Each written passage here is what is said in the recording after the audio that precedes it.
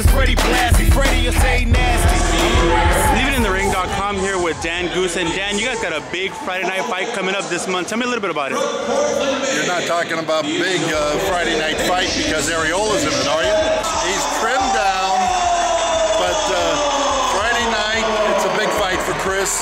He's fighting Joey Abell.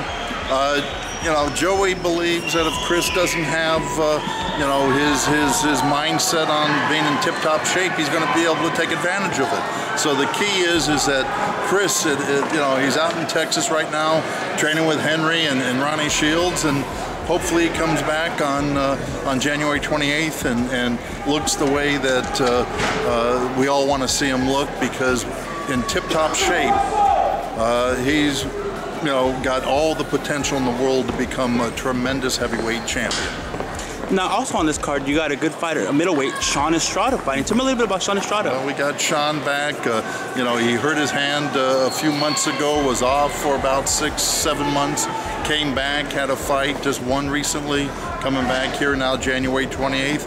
You know, the key with Sean is just keep on growing. He's a young man, he's still learning, he's still honing his craft. So, you know, from that aspect of it, we just got to keep him busy, keep him in the gym. From what I understand, he's in great shape right now and raring to go.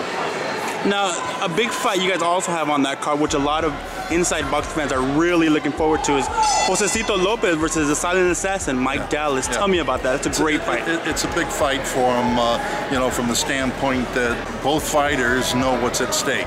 And the key here is that the winner moves on. Josecito's tasted defeat before. He's a tough fighter. He's also been in intensive training out in Texas. I understand he's coming back shortly to California to get ready the last week and a half preparing out here. Mike Dallas, you know, it's his big shot here. So, you know, when you have these type of matchups, they really are 50-50 fights. I don't think either fighter has the edge, but I do believe right when that bell rings, you're going to see two warriors going at it, not wanting to take a backward step. Now, for all the fans in this area, what do you have to say for them to go to Pechanga Resort, to go see the great fights that night? Well, look, I mean, just having Chris Arreola alone fighting Joey Abell, once beaten heavyweight, is good enough reason to drive down to Pechanga. 5-star hotel, 5-star restaurants, everything there that a fan would want. But then you throw in Mike Dallas against Josecito Lopez, it's going to be a war. Like I just said before, no one's going to take a backward step in that fight. And there's a lot at stake, obviously. You've got two world-class fighters fighting one another.